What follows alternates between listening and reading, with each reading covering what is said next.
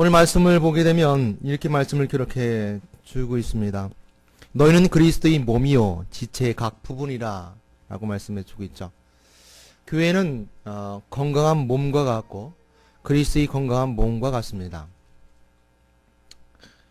오늘 말씀에 앞서서 먼저 교회는 세우는 것이다, 교회는 만드는 것이 아니다 라는 것을 먼저 상기시키고 꼭 기억하시길 바라겠습니다. 따라해 보겠습니다. 교회는 세우는 것이다, 교회는 만드는 것이 아니다. 꼭 기억하시길 바라겠습니다. 다른 걸 잊어버리더라도 이것만은 꼭 기억하세요. 교회는 세우는 것이다, 교회는 만드는 것은 아니다 라는 말씀입니다. 너희는 그리스도의 몸이요 지체의 각 부분이다 라고 말씀해 주고 계시는데, 오늘 이 말씀 속에서 전 여러분들에게 묻습니다. 여러분들이 그리스도의 몸의 지체이길 바랄 때 어느 부분이었으면 좋겠습니까? 한번 생각해 보셨어요? 나는 어느 부분이었으면 좋겠다. 저는 입이 되고 싶은 마음은 있어요. 설교를 잘해서 예수님의 입이 됐으면 좋겠다 라는 생각을 해보기도 합니다. 그러나 아직 많이 부족하니까 그건 조금 그럴 것 같아요. 여러분은 뭐가 되고 싶으세요? 손이 되고 싶으세요? 손. 글쎄, 손은 그렇게 열심히 잘 일하는 손이 아니라 그랬죠. 저는 이 말씀을 묵상하면서 내가 만약에 그리스도의 몸의 지체라면 어떤 것이었기를 바라고 어떻기를 소망할까라고 생각해 볼 때 저는 발을 생각했습니다. 발. 예수님이 저에게 아마 다시 한번 묻는다면 주여 저는 발이 되고 싶습니다라고 하고 싶어요. 그 이유는 발은 모든 육체를 지탱하고 있습니다. 그리고 발이 가는 곳에 몸도 따라가게 되어 있죠. 성경은 그래서 말씀하시기를 복음의 발, 평안의 발라고 말씀하고 있고요. 우리 세상 사람들은 발이 편해야 마음이 편하다 그러죠. 마음이 편해야 발이 편하고 발이 편해야 마음이 편하다 하는 것처럼 발이 편할 때 마음도 편한 것을 생각해 보게 됩니다.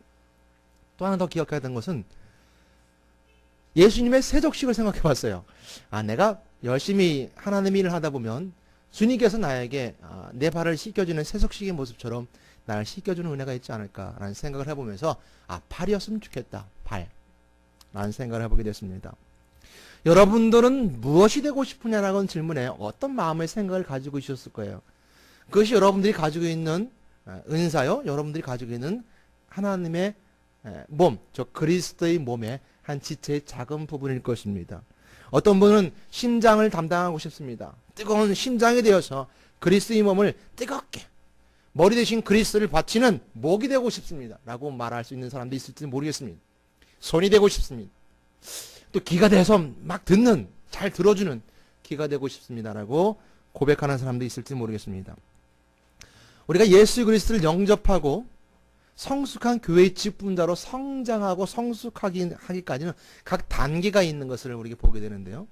성경은 그 말씀 가운데 이런 말씀들을 통해 우리가 말씀해 주고 있습니다. 첫 번째는 내 안에 그리스도가 있다는 사실이죠. 내가 예수 그리스도를 영접하고 내 안에 그리스도가 있다라고 영접할 때 처음 예수를 믿는 자의 모습일 겁니다. 갈라디아서 2장 20절 말씀이죠. 내가 그리스도와 함께 십자가에 못 박혔나니 그런지 이제 내가 사는 것이 아니라 내 안에 그리스도가 사시는 것이니라. 이제 육체 가운데 사는 것은 나를 사랑하사 나를 위해서 자기 자신을 버리신 하나님의 아들 믿는 믿음 안에서 사는 것이라 라는 갈라디아서 2장 20절 말씀을 기억하게 됩니다. 내가 그리스도와 함께 십자가에 못 박혔나니 내 안에 누가 살아요? 그리스도가 사는 것. 이제는 내가 사는 것이 아니라 내 안에 그리스도가 사는 것이라. 이것이 그리스도의 믿는 첫 번째 신앙의 단계일 겁니다. 그래서 그 다음에는 내 안에 그리스도가 사시고 그 다음엔 무엇이 됐을까라고 생각해 볼 때 두 번째는 나를 떠나서는 너희가 아무것도 할 수 없다는 겁니다. 예수님께서 말씀하시는 말씀 가운데 요한복음 15장 3절로 5절 말씀해 보게 되면 너희는 내가 일러준 이 말로 깨끗하여졌나니 내 안에 거하라. 내 안에 거하라. 나도 너희 안에 거하리라 라고 말씀해 주고 있습니다. 가지가 포도나무에 붙어있지 아니하면 열매를 맺을 수 없습니다. 가지가 포도나무에 붙어있지 아니하면 스스로 열매를 맺을 수 없나니 너희도 내 안에 있지 아니하면 그러하리라. 나는 포도나무여 너희는 가지니 그가 내 안에 내가 그 안에 거하면 사람이 많은 열매를 맺나니 나를 떠나서는 너희가 아무것도 할 수 없습니다. 라고 성경이 우리가 말씀해 주고 있어요. 처음에는 내가 예수 그리스도가 내 안에 있는 것만으로 기뻐요. 그리고 나를 사랑하셔서 나를 위해서 자신을 버렸구나 라는 것에 감동하고 감격하며 그 마음속에 감사하며 삶을 살아가요. 그러다가 오늘 요한복음 15장 말씀처럼 이제 내가 주님을 떠나서는 아무것도 할 수 없는 거예요. 열매를 맺기 원해요. 열매를 맺기 원하는데 가지처럼 붙어 있기를 원합니다. 포도나무에 가지가 붙어 있는 것처럼 가지가 포도나무에 붙어 있어야지 스스로 열매를 맺을 수 있다는 거예요. 나를 떠나서는 너희가 아무것도 할 수 없다 라고 우리가 말씀해 주는 것처럼 두 번째 성장 단계라면, 세 번째는 오늘 본문 말씀이 나옵니다. 세 번째는 오늘 함께 찾아 읽어보도록 하겠습니다. 12장이죠. 18절로 26절 말씀까지. 오늘 본문 앞에 있습니다. 그러니까 찾기 쉬울 거예요. 27절 앞에 18절부터 26절 말씀까지 천천히 한 목소리 함께 읽어보도록 하겠습니다. 읽겠습니다. 시작. 그러나 이제 하나님이 그 원하신 대로 지체를 각각 몸에 두셨으니 만일 다 한 지체뿐이면 몸은 어디냐? 이제 지체는 많으나 몸은 하나라. 눈이 손들어 내가 너를 쓸데가 없다 하거나 또한 머리가 발들어 내가 너를 쓸데없다 하지 못하리라. 그뿐 아니라 더 약하게 보이는 몸의 지체가 도리어 요긴하고 우리의 몸에 덜 귀히 여기는 그것들을 더욱 귀한 것들로 입혀주며 우리의 아름답지 못한 지체는 더욱 아름다운 것을 얻느니라. 그런즉 우리의 아름다운 지체는 그럴 필요가 없느니라. 오직 하나님이 몸을 고르게 하여 부족한 지체에게 귀중함을 더하사 몸 가운데서 분쟁이 없고 오직 여러 지체가 서로 같이 돌보게 하셨느니라. 만일 한 지체가 고통을 받으면 모든 지체가 함께 고통을 받고 한 지체가 영광을 얻으면 모든 지체가 함께 즐거워하느니라. 너희는 그리스도의 몸이요 각 부분이라. 이제는 우리가 나를 떠나서 너희가 아무것도 할 수 없느니라 라는 말씀 다음에는 우리가 그리스도의 몸이 되고 지체가 돼요. 그런데 오늘 18절 말씀에 이렇게 말씀해 주고 있어요. 하나님이 원하시는 대로. 내가 원하는 게 아니에요. 이제는 내 삶이 아니에요. 나를 떠나서 너희는 아무것도 할 수 없다라고 말씀하셨던 그 말씀 속에는 뭐가 아직도 살아있어요? 내가 살아있잖아요. 내가 뭔가 해야 되는 일들이 있잖아요. 나를 떠나서 너희가 아무것도 할 수 없다. 열매를 맺어야 된다 라고 하지만 이제는 하나님이 원하시는 뜻대로, 하나님이 원하시는 대로 지체를 각각 몸에 두셨으니 그러기에 성령이 충만한 자로서 연약한 자는 더 귀하게 여기시고 더 값지게 여기시고 부족한 사람은 더 도와주고, 또 오늘 본 말씀이 뭐라고 합니까? 한 지체가 고통받으면 다른 지체도 함께 고통을 받는, 이것이 교회 신앙의 모습으로 성장하고 성숙하게 됩니다. 이 말씀 가운데 손이 발더러 이렇게 말 못한다 라는 말씀 잘못 악용하면 첫 번째 두 번째가 싹 사라져버리고 오늘 이 말씀만 가지고 어이 김지사 나한테 그런 말 하지마, 손과 발더러 말 함부로 말하지 말라고 했어 라고 말할 수도 있겠죠. 또한 박 집사 나한테 함부로 말하지마, 왜? 내가 하는 말도 의미가 있어, 손이 발들어 뭐라 함부로 하지 말라고 했어 라고 말할 수 있을지도 모르겠습니다. 그러나 이 앞에 나오는 말씀처럼 하나님께서 원하시는 지체로, 하나님께서 원하는 대로 각각 몸에 지체를 주셨던 것처럼 하나님이 원하는 자리에 있을 때, 즉 첫 번째, 두 번째 신앙의 성숙한 모습으로 그리스도의 몸에 참된 지체가 되었을 때 그 말씀이 유용하다는 겁니다. 악용해서는 안 되겠죠. 오늘 이 말씀 속에서 보면서 우리는 다시 한번 생각해 보게 됩니다. 개인 신앙의 건물을 세워보게 되죠. 우리 성전이란 말, 이 거룩한 성전은 오직 한 곳입니다. 하나님이 계신 곳이고 천국이 거룩한 성전이에요. 이 땅에서 우리가 교회는 거룩한 성전이란 말할 수 없어요. 그러나 저는 여러분들에게 먼저 성전이 되기를 소망하면서, 즉 하나님이 잠시 임재하 계시고 거룩한 천국에 함께 하시는 그 나라가 있고 거룩한 성전이 그곳에 있음에도 불구하고 제가 성전이라고 말씀드리고 싶은 것은 이곳에 우리가 그런 소망을 품고 살아가자, 하나님이 계시는 거룩한 곳이 되기 원하는 소망을 품고 원하고 살아가자라는 말씀으로 성전을 표현하면서 이렇게 말씀드립니다. 여러분 마음속에 예수 그리스도가 계시면 그것이 거룩한 성전입니다. 성경 우리가 말씀해 주고 있어요. 왜? 예수님이 계시기 때문에 그렇죠. 그러기에 내 마음속에 거룩한 성전이 있기 때문에 내 마음대로 내 욕심을 함부로 할 수 없는 거죠. 교회도 마찬가지겠죠. 개인에게 있어서 개인의 신앙을 세워갑니다. 성전을 세워갑니다. 거룩한 하나님의 사람으로 세워갑니다. 교회도 우리가 거룩한 성전으로 세워가게 됩니다. 여러분들에게 먼저 말씀드리고 싶은 건 좀 전에 말씀드렸던 것처럼 완벽하고 완전한 성전은 주님이 계신 그 나라 천국입니다. 주님 오시는 그날에, 다시 오시는 그날에 완벽하게 그 나라는, 그 성전은 세워지게 되고 만들어지게 됩니다. 오늘 예수 그리스도가 오시는 그날에 완전히 이루어지는 그 세워지는 천국을 바라보면서 우리가 삶을 살아가야 할 때 먼저 우리는 꿈을 꾸게 됩니다. 어떤 소망을 품게 되죠? 우리 건물을 세울 때, 건물을 설계하게 될 때, 건물을 세우게 될 때 먼저 꿈이 있습니다. 어떻게 교회를 세웠으면 좋겠다. 어떻게 거룩한 성전을 세워갔으면 좋겠다. 거기에는 뭐가 있습니까? 설계도가 있고, 그 설계 맞는 뼈대와 기초가 있고, 설비가 있고, 외형적인 디자인이 그 속에 들어가게 됩니다. 사람들은 50이 넘어가면, 나이 50이 넘어가면 자기가 꿈꾸는 어떤 자그마한 곳에 가서 바닷가나 아니면 조용한 데 가서 집을 짓고 사는 것을 소원하기도 합니다. 그래서 많이들 시골로 가죠. 귀농해서 살기도 하고 바닷가를 찾아가기도 합니다. 사람들은 이처럼 어찌 보면 집으로 돌아가고 싶은 마음, 또 거룩한 어떤 깨끗한 곳으로 돌아가고 싶은 마음을 다 간직하고 있어요. 누구나 다 그런 꿈을 꾸고 살아가죠. 우리는 교회를 세워가고자 합니다. 근데 우리가 중요한 것 중에 하나는 사람들은 그 꿈대로 꿈대로 건물을 만들기를 원하죠. 나 이렇게 만들었으면 좋겠어. 저렇게 만들었으면 좋겠어. 라고 사람들은 말합니다. 그러나 교회는 만들려고 하는 오류를 범하면 안 됩니다. 교회는 우리가 만들어가는 것이 아니라 하나님이 주신 재료로 세워져 가는 겁니다. 우리는 다만 일꾼일 뿐입니다. 하나님 나라 천국을 우리가 이 교회에서 완성해 가고자, 아니 소망대로 품고서 세워가고자 우리가 그 하나님의 재료를 가지고 세워져 가는 거예요. 내가 만드는 게 아니에요. 하나님 나라 우리가 특별히 만드는 나라가 아니에요. 유토피아를 우리가 만드는 게 아니에요. 하나님 나라는 있습니다. 그 나라를 향해서 우리가 세워져 가는 겁니다. 우리는 일꾼일 뿐입니다. 하나님은 오전이든 정오든 오후든 불러서 일을 시켜주는 주인이요 똑같은 구원의 품삯을 주는 일꾼이 바로 우리들이라는 사실입니다. 성전 그러면 이스라엘 성전을 생각해 보게 되죠. 이스라엘 성전은 세 개가 있습니다. 우리 아는 것처럼 성전 전에 성막이 있었죠. 그래서 성전은 세 개, 솔로몬 성전, 수르바벨 성전, 헤롯 성전이 있습니다.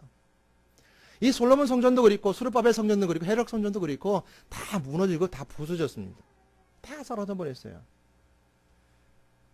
그래서 솔로몬 성전 지었을 때도 마찬가지였지만 모든 금은보화로 세웠습니다. 또한 수르바벨 성전도 수르바벨이라는 이스라엘의 지도자를 통해서 이방 민족에 의해서 세워지게 됩니다. 헤롯도 마찬가지죠. 그런데 그 속에서 우리가 말씀 속에서 찾고자 하는 메시지 가운데 느헤미야를 통해서 우리는 말씀을 한번 더 찾아보고자 합니다. 느헤미야는요, 솔로몬 성전이 부서지게 되고 남과 북이 다 멸망하고 다 부서집니다. 예루살렘 성전이 다 파산돼요. 그리고 다 포로로 잡혀가게 됩니다. 포로로 잡혀갔던 많은 이스라엘의 백성들, 그것들이 그곳에 가서 정착하고 삶을 살아가게 되죠. 그 가운데 수르바벨이라는 지도자를 통해서 5만 명이나 되는 사람을 데리고 와서 먼저 성전을 재건하라는 허락을 받아요. 근데 그것이 지연되다가 많은 시간이 흘러가게 됩니다. 그 중에 누가 등장하냐면 느헤미야라는 사람이 등장하게 되는데, 느헤미야에서 1장과 8장까지 나오는 말씀을 보게 되면 느헤미야의 모습을 보게 됩니다. 느헤미야는 이방 나라의 고위 관리였어요. 근데 그가 하루는 자기 옛 유대 땅 예루살렘에 온 사람을 통해서 예루살렘이 다 파손되고 성벽이 없으면 성전이 없는 것을 듣게 됩니다. 그 소리를 들은 느헤미야는 가슴 아파하고 기도하며 금식하죠. 안타까움이 있는 겁니다. 왜죠? 그는 돌아갈 성전 예루살렘이 있어야 되는데 그 모든 것이 다 파손되고 없어졌기 때문에 그런 마음속에 아픔이 있었던 겁니다. 그러기에 느헤미야는 왕한테 간청해서 자신이 돌아가기를 원합니다. 느헤미야가 와서 성벽만 재건을 해요. 성벽. 그 성전의 성벽만 재건하는데 그 짧은 성벽을 재건한 그 앞에 솔로몬 성전보다 스룹바벨 성전을 완성된 이제 말라기가 스룹바벨 성전이 완성되거든요. 헤롯 성전보다 더 위대한 것은 뭐냐면 느헤미야가 왔을 때 그 안에 있었던 이스라엘 백성들이 십시일반으로 자기 것들을 내놓고 헌신으로 성벽을 세웠기 때문이죠. 그것이 가장 소중한 거예요.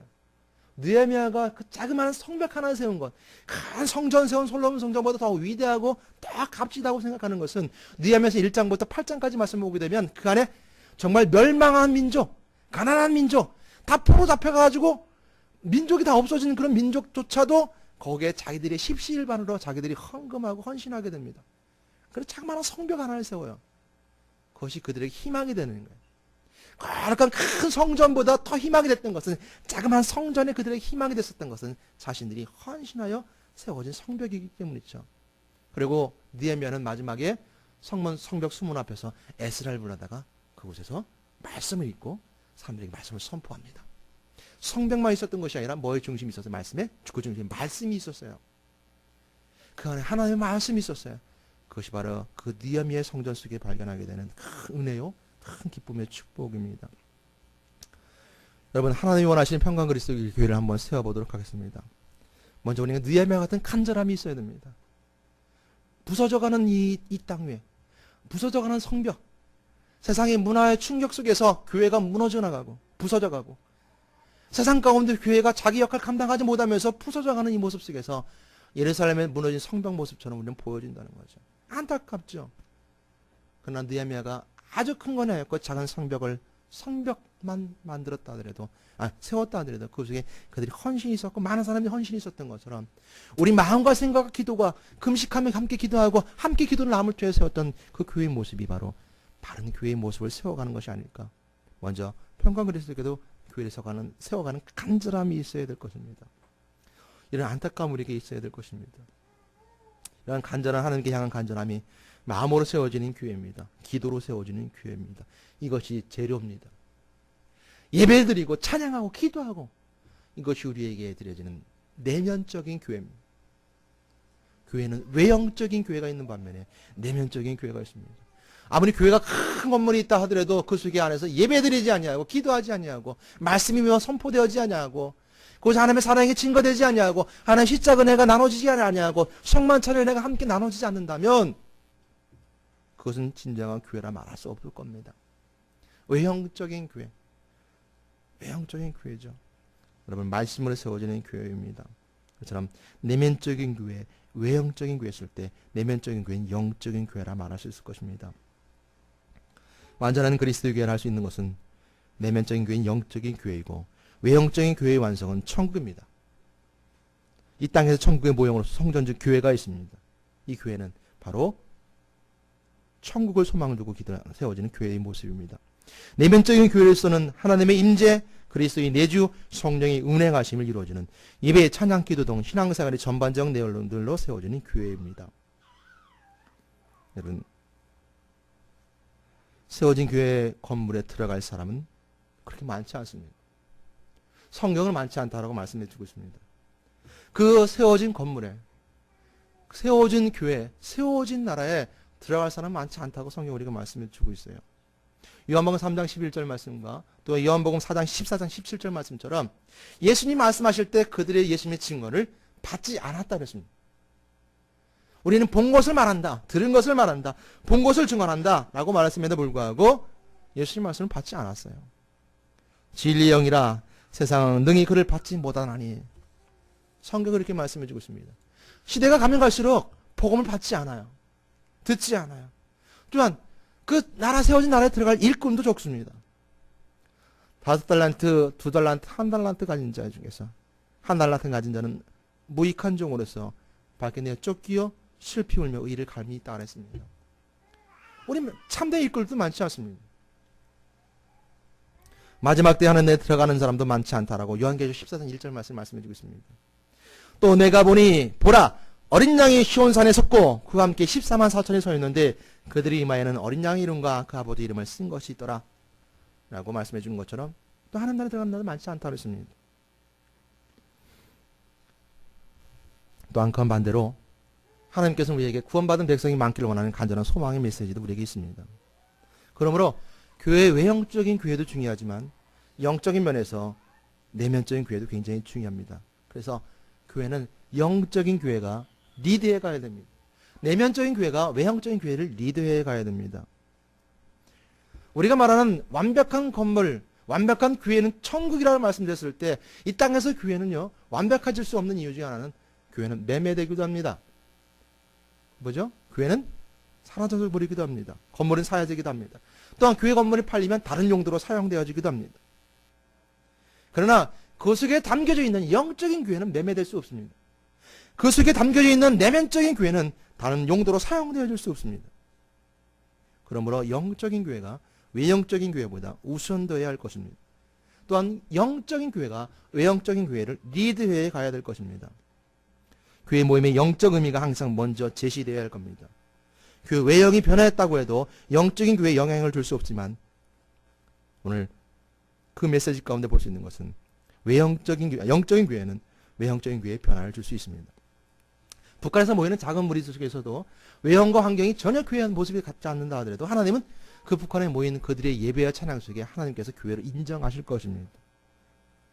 그러나 모임의 영적인 교회의 의미가 변질된다면 교회의 외형적 모습도 변질되어지기 때문입니다. 그러므로 우리는 항상 조심해야 되고 항상 기도해야 됩니다.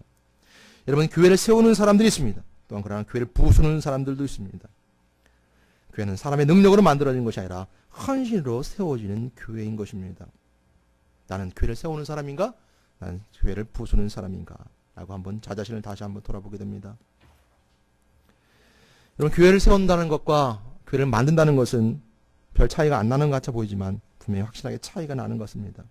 세우는 것은 만들어진 자재들을 가지고 모양을 내고 붙여서 완성된 교회를 세워나가지만 만드는 것은 재료들을 자기 마음대로 만드는 것입니다. 노아 방주를 만들 때 노아는 하나님의 말씀에 의거해서 노아 방주를 만들었습니다. 그가 나름대로 자기 의지대로 자기 생각대로 만들지 않았다는 것이죠. 노아 방주는 노아가 자기 생각대로 만들지 아니하고 말씀에 의거해 만들었을 때 그는 내 몸 반듯한 노아 방주를 만들었습니다. 그랬을 때 그는 그 배가 하늘로부터 내려온 비, 땅에서 올라오는 물과 함께 떠 있을 수 있는 아주 훌륭한 방주가 될 수 있었던 것처럼 우리가 세우는 교회는 말씀에 의지하여 말씀을 가지고 세우는 교회, 그리스도가 머리 되신 교회, 그리스도가 반석이 되는 교회를 세워가는 것입니다. 세우는 교회는 찬양으로, 기도로, 말씀으로 자신의 헌신을 통해서 세워나갑니다. 오늘 그래야 우리가 세워진 교회는 완전할 수 있고 진리가 있을 수 있으며 하나님께서 보호하시고 인도하심이 우리에게 있기 때문입니다. 주님께서 이렇게 말씀하십니다. 내 이름으로 기도해라. 나는 진리다. 내가 영광 받기 원한다라고 하나님은 우리에게 성경 말씀을 통해서 우리에게 말씀해 주고 있습니다. 그러기에 우리는 주님의 이름을 기도하고 주님이 진리임을 선포하고 주님께서 영광 돌려야 되는 것이 우리의 모습입니다. 오늘은 여러분의 오늘의 기도는 하나님의 교회를 세웠는가요? 난 저는 그렇다고 믿습니다. 오늘 여러분들의 예배의 모습은 하나님 나라의 교회를 세웠다고 저는 믿습니다. 여러분들 오늘의 생각은 하나님이 주시는 교회를 세워갔다고 저는 믿습니다. 그러기에 우리의 모인 오늘 평강 그리스도에게는 참 평안이 있습니다. 하나님이 세우셨기에, 하나님이 재료를 만들어졌기에 이 교회에 왔을 때 평안을 누릴 수 있는 겁니다. 참 교제가 이루어질 수 있는 겁니다. 이것이 우리에게 누려지는 은혜요 축복입니다. 베드로전서 2장 4절 8절 말씀을 보게 되면 이렇게 말씀해 주고 있습니다. 사람에게는 버림바가 되었으나 하나님께는 택하심을 받은 보배로운 산돌이신 예수께 나아가 너희도 산돌같이 신령한 집으로 세워지고 예수 그리스도로 말미암아 하나님이 기쁘게 받으실 신령한 제사를 드릴 거룩한 제사장이 될지니라. 성경에 기록하였을 때 보라 내가 택한 보배로운 모퉁이 돌을 시온에 두노니 그를 믿는 자는 부끄러움을 당하지 아니하리라 하셨으니 그러므로 믿는 너에게는 보배이나 믿지 아니하는 자들에게는 건축자들이 버린 그 돌이 모퉁이의 머릿돌이 되고 또는 부딪히는 돌과 걸려 넘어지는 바위가 되었다라고 성경은 이렇게 말씀해 주고 있습니다. 그들의 말씀을 순종하지 아니함으로 넘어지나니 이는 그들이 이렇게 정하신 것이니라. 오늘 그리스도의 교회가 또 교회가 산돌, 생명 있는 돌로 반석이 되고 세워졌다면 믿지 않은 자들에게 부딪히는 돌이 될 수 있고 믿지 않은 자들에게 걸리는 바위가 되어지며 넘어지는 바위가 되어줄 수 있다는 것은 베드로전서 2장 4절로 8절 말씀이 말씀해 주는 것처럼 이처럼 우리에게 진리신 그리스도를 생명 되신 그리스도가 반석 되신 교회의 모습을 우리가 보여주고 있습니다. 우리 세상 가운데 교회가 넘어지는 돌이 되어질 수도 있습니다.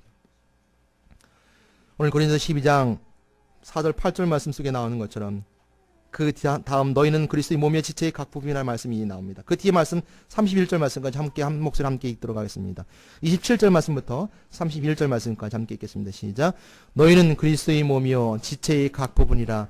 하나님이 교회 중에 몇을 세우셨으니 첫째는 사도요, 둘째는 선지자요, 셋째는 교사요, 그 다음은 능력을 행하는 자요, 그 다음은 병 고치는 은사와 서로 돕는 것과 다스리는 것과 각종 방언을 말하는 것이라.